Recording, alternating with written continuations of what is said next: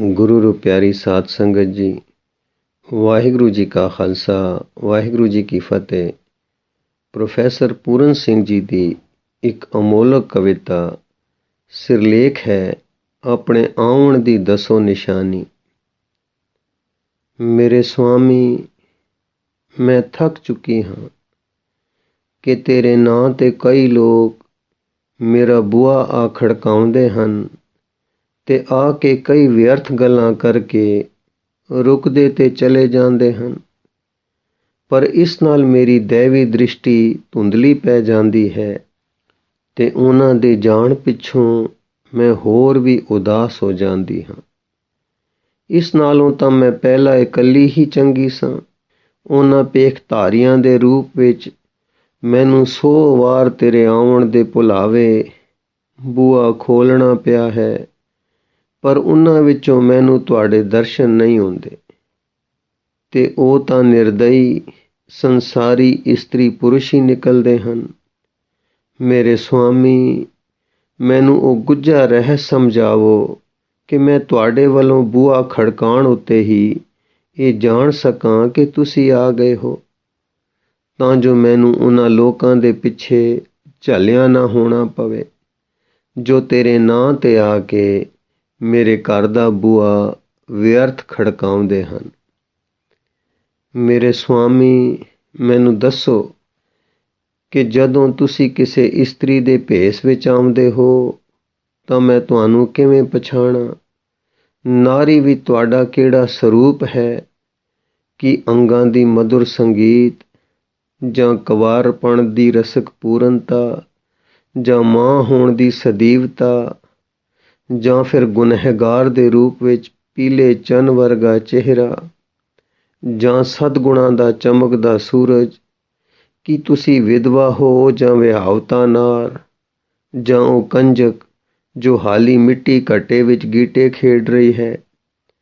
ਫਿਰ ਮੇਰੇ ਸੁਆਮੀ, ਪੁਰਸ਼ਾਂ ਵਿੱਚ ਤੁਹਾਡੀ ਕੀ ਨਿਸ਼ਾਨੀ ਹੈ?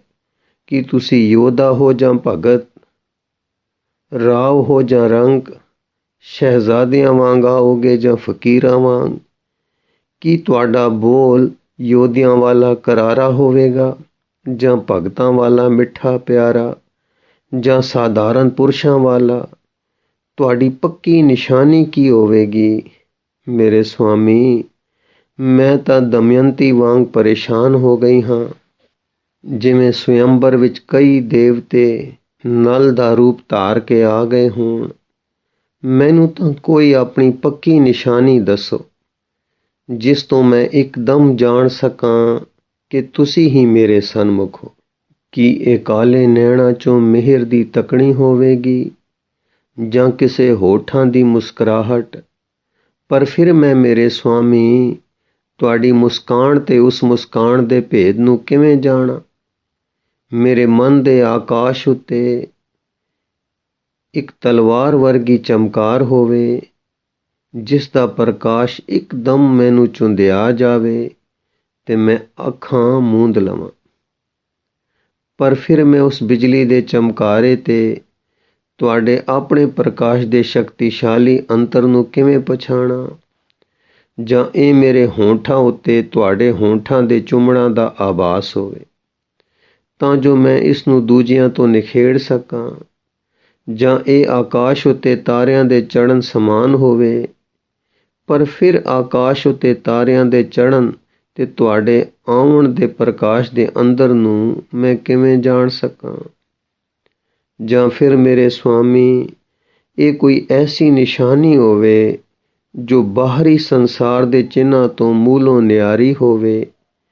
ਮੇਰੇ ਸੁਆਮੀ, ਕੋਈ ਐਸੀ ਨਿਸ਼ਾਨੀ ਦੱਸੋ ਕਿ ਜਦੋਂ ਤੁਸੀਂ ਆਵੋ ਮੇਰੇ ਕੋਲ ਤਾਂ ਮੈਂ ਇੱਕਦਮ ਜਾਣ ਜਾਵਾਂ ਤੇ ਮੈਂ ਇੱਕਦਮ ਨਵ-ਨਵੇਲੀ ਹੋ ਕੇ ਤੁਹਾਡੇ ਦਰਸ਼ਨ ਪਾਵਾਂ।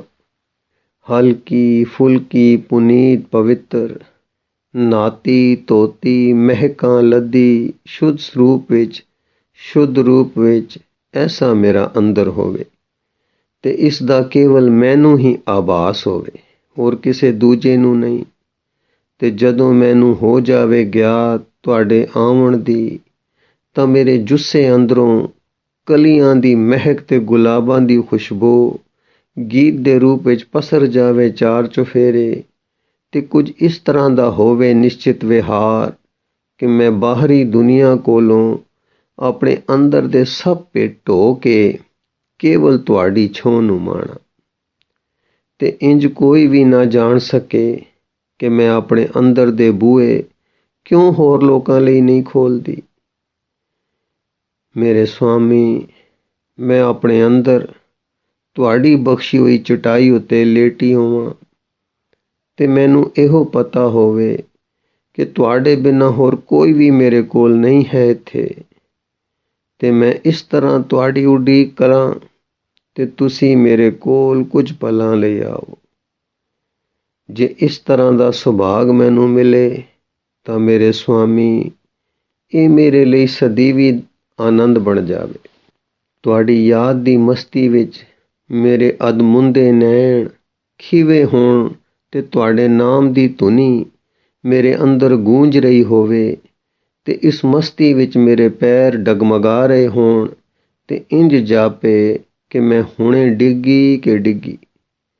ਭਾਵੇਂ ਮੈਂ ਕੁਝ ਨਹੀਂ ਜਾਣਦੀ, ਪਰ ਮੇਰੇ ਸੁਆਮੀ, ਤੁਸੀਂ ਕਿਰਪਾਲੂ ਤੇ ਦਿਆਲੂ ਹੋ, ਤੁਸੀਂ ਮੇਰੇ ਪ੍ਰਭੂ ਪ੍ਰੀਤਮ ਹੋ।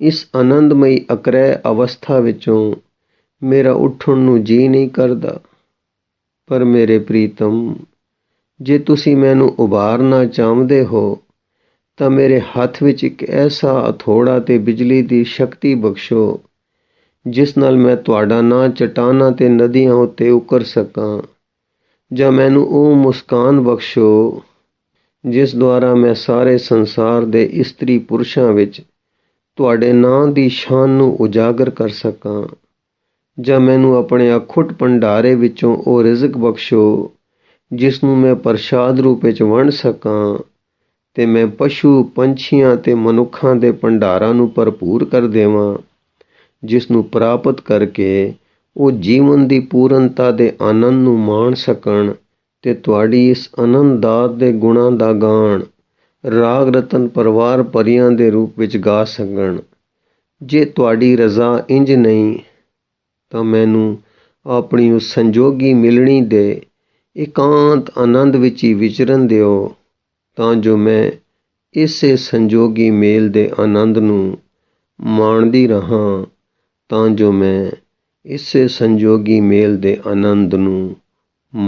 ਰਹਾਂ, ਵਾਹਿਗੁਰੂ ਜੀ ਕਾ ਖਾਲਸਾ, ਵਾਹਿਗੁਰੂ ਜੀ ਕੀ ਫਤਿਹ।